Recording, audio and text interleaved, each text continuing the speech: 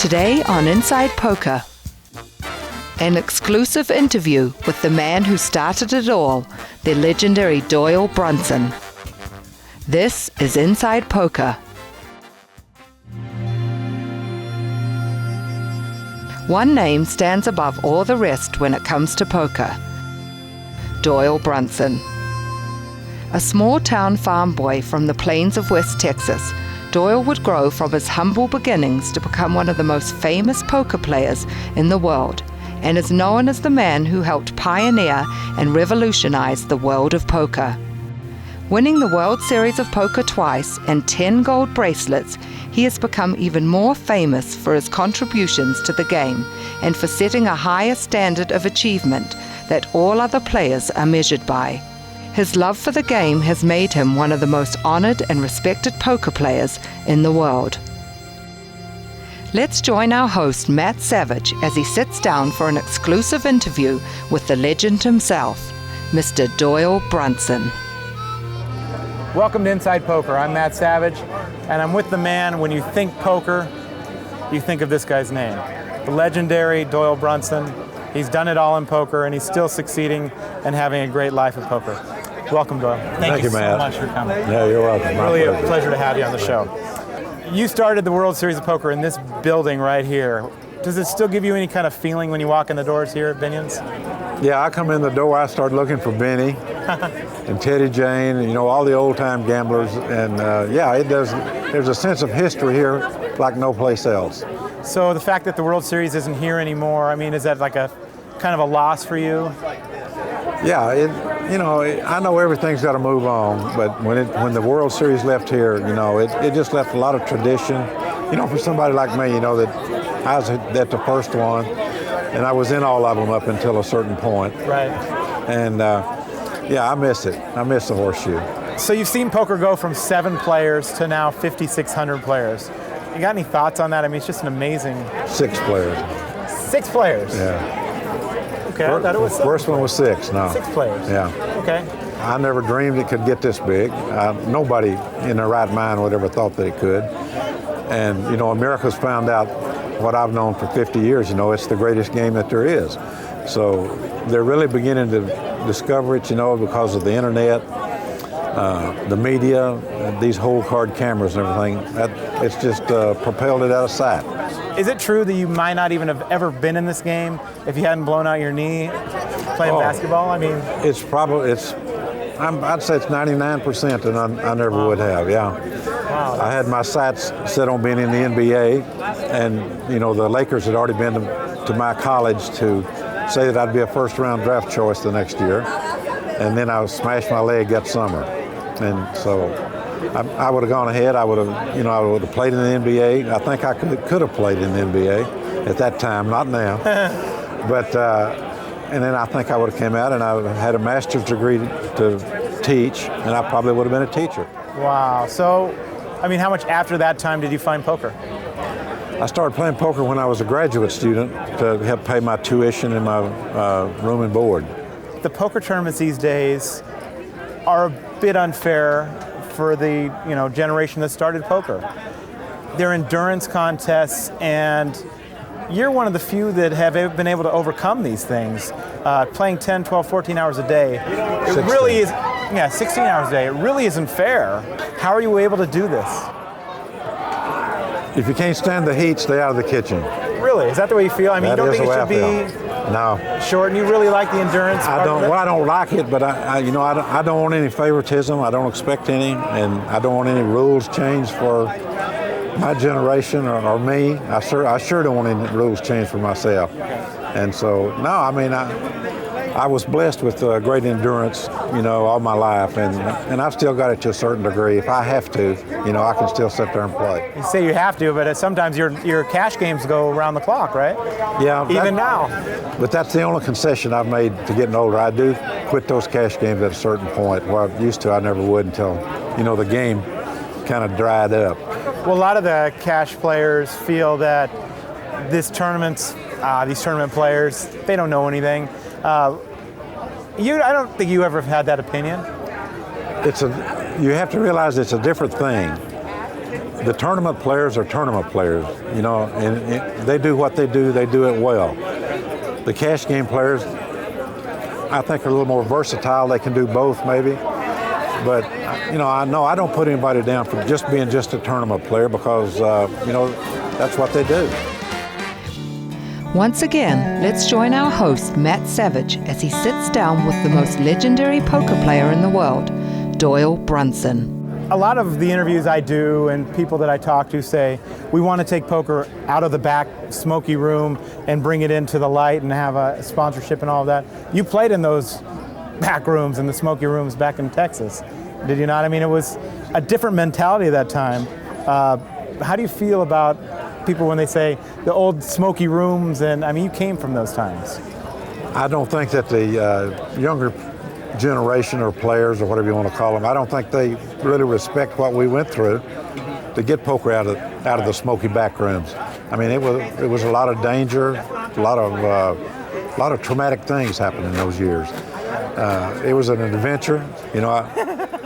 I wouldn't want to go through it again, but at the time it was fun, and you know, I didn't realize until later, you know, just actually how dangerous it really was. Yeah. I mean, it's very easily. I mean, was there really guns on the table some games? And sometimes, yes. Wow. Can you tell the story of 10 Deuce? I mean, the inside poker people and people around the industry know what 10 Deuce means. Why is that called the Texas Dolly hand? How did that come about? Well, the 10 Deuce, I won 2 tournaments with it, both world championships. It just happened. The first time I deliberately played it because I was trying to beat Jesse Alto after I had just beaten him a pot. Okay. So that was planned. The next year it was just a freak of nature. It just came up to where I had 10s and deuces, another guy had 8s and 5s. So you know, and I won both tournaments, and it became the Doyle Brunson hand. I don't like it. So you're sitting in a game, you're sitting in the main event, the World Series, the first hand that comes to you is 10 Deuce.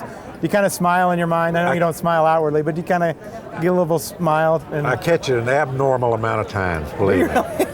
And I try to play it once each tournament, and I always show it.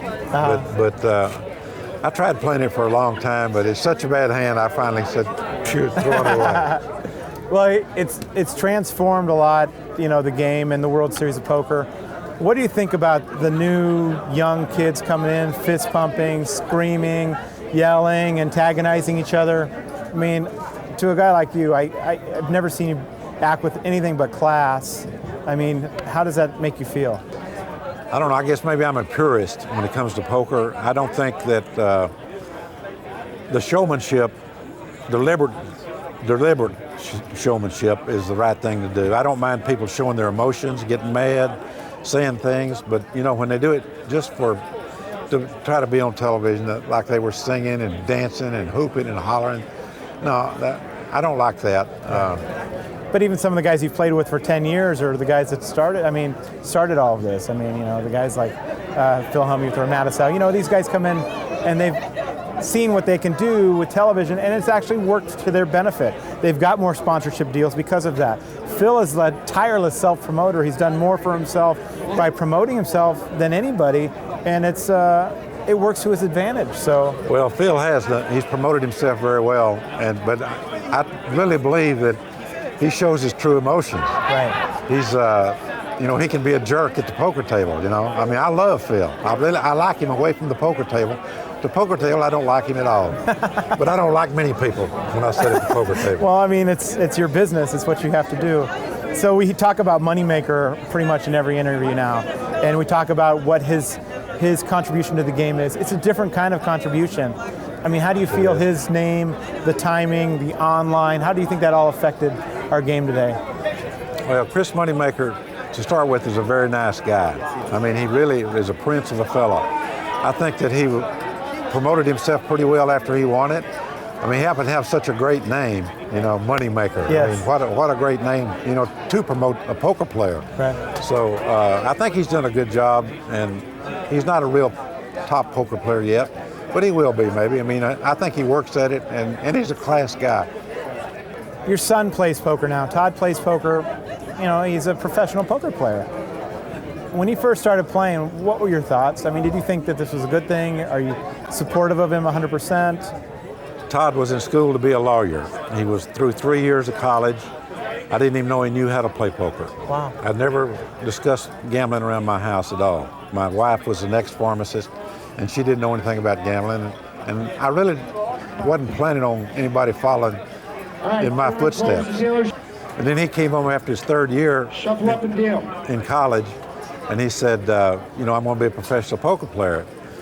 Well, my wife was furious, and I acted like I was, but secretly I was pleased. I didn't know he knew how to play, but I took him around to a few games, and I saw right away that he had what it took to be a poker player. I could see it in him.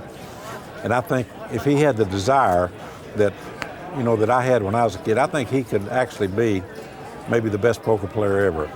Really? I really think that, because he's got the best recall of anybody I've ever been around. He remembers things back when he was 6 months old. It's really amazing. And he was successful too fast. He won a tournament when he was 21 years old. He made good investments. He's been financially secure for a long time. Yes. And I think that's kind of diminished his desire to really be. You got to get broke playing poker. I got broke 100 times in my life. Wow. But he worked his way up through the ranks. Everybody thinks I gave him money to start playing at these high levels. I didn't. He came up right through the 5-10, the 10-20, worked his way up. I got a lot of respect for him as a poker player. He, at the World Series of Poker, he won his first bracelet this year, Yeah. 2005. He came out of that, and a bit unfairly, everybody wanted to talk about you and your relationship. I mean, is it a bit unfair that happens to him? Do you think that, how is that going to It is play out? unfair because people think that, that I taught him and gave him money and everything. I didn't. He did it all himself. It's funny you said that, because we're sitting over at the Golden Nugget a few nights ago, and there was 6 older people sitting next to us, and they kept looking over, and I guess they recognized me. Finally, they came over and said, "Excuse us, sir, but aren't you Todd Brunson?" That had to make Todd feel pretty Todd good. liked that, yeah. He's going to tell that story forever. Well, Doyle, I really appreciate your time. I know that everything you've done for poker has really made us a lot further along than we are today, and we couldn't have done it without you, so I really appreciate your time. Thank you, very Matt. much. My pleasure. We'll be right back with more Inside Poker.